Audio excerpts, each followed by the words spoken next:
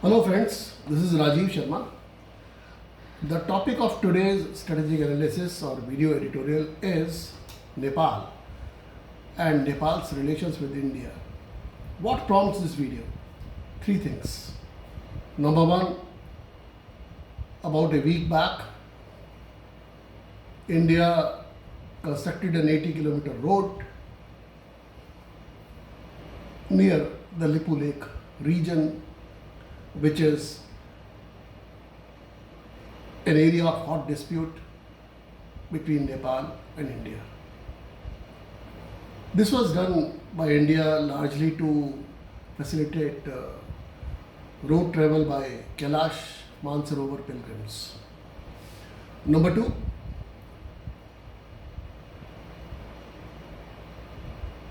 two more developments. One is the Indian Army Chief, General M.M. Narawane's highly sensitive and significant remark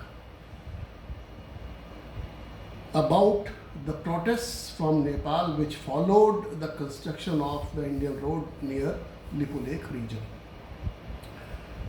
The Indian Army Chief said that the Nepalese protests are, he dismissed them as proxy protesters. Nepal as proxy protesters. Actually, he hinted, without mentioning by name China, but he hinted very much that it is China which is driving from the back seat, and the Chinese are inciting the Nepalese for protesting over the development of the road construction around Lipu Lake. 3. The Nepalese president has said, Vidya Devi, she has said that the Nepalese constitution, the Nepalese political map will be released, a new political map will be released, which will show 3 regions, Lipu Lake, Kalapani, and one more as a Nepalese territory. This is in response to the political map issued by India in 2015. And almost concomitant development and a serious development, unprecedented development is that for the first time ever, Nepal has deployed armed troops along India border. Well, these are the triggers of today's strategic analysis, and these triggers actually denote that all is not well between India and Nepal. And Nepal is a crucial country for India. It is one of the only 2 countries in the world with which India has an open border. We have an 1850 kilometer long open border between India and Nepal. And Indian currency is welcomed in Nepal. 6 million out of 30 million Nepalese are living and working in India. In contrast, 6 lakh Indians are living in Nepal. Much is at stake for both the states. And of course, China forms the third angle of this triangle. In fact, this Lipu Lake controversy got triggered in 2015 when Prime Minister Narendra Modi visited China and signed, among the agreements which he signed with China, one was relating to setting up of a trade outpost in Lipu Lake. At that time also, Nepal had protested. And well, 1 year later, that is 2016, the Nepal-India bitterness reached its climax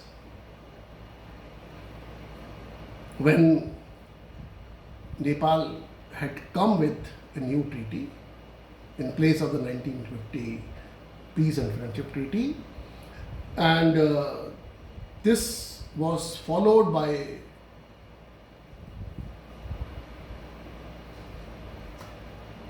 a very, I would say, very nasty development, that is the blockade. The blockade divided the Nepalese polity, the Nepalese politics, the Nepalese people among the two regions of Nepal, that is mountain, the valley region of Nepal, the mountainous region of Nepal, and the Tarai. This is something which exposed the fault lines of Nepal. As far as India is concerned, India's consistent stand has been that India is for the peace, prosperity and progress of Nepal, in Nepal. And a stronger Nepal is in interest of India. And the vice versa is not true.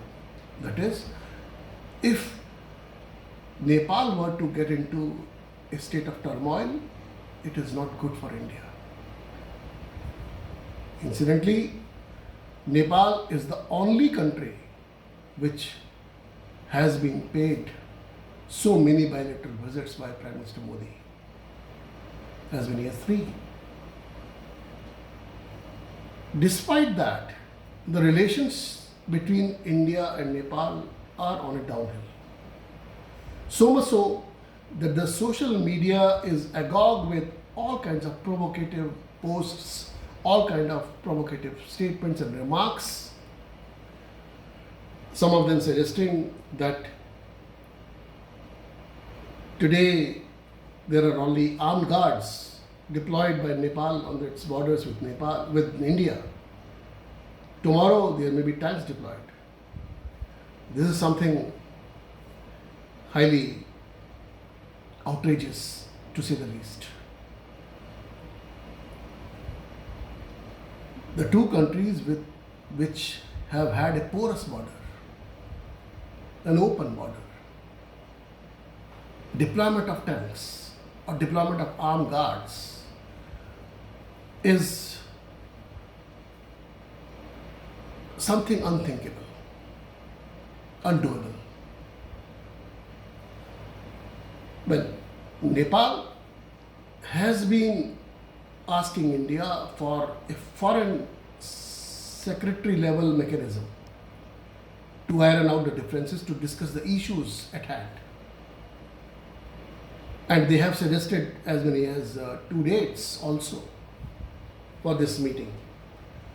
But India has suggested that let the two countries deal with the COVID-19 pandemic first, let the two countries emerge as victors in this war first, and then we will take up that thing as well. So, which means that for perhaps many more weeks, if not many more months, that foreign secretary level mechanism may not be possible. So till that time, when it is not possible and when it becomes possible finally, after a few months perhaps, till then the two countries should hold their horses. Diplomacy and mature diplomacy is the way out, not knee-jerk reactions. Well, I understand that there is a lot of angst, lot of bitterness, lot of anger among the Nepalese over the Indian Army Chief's remark, more so because Indian Army Chief also happens to be the honorary chief of Nepal Army.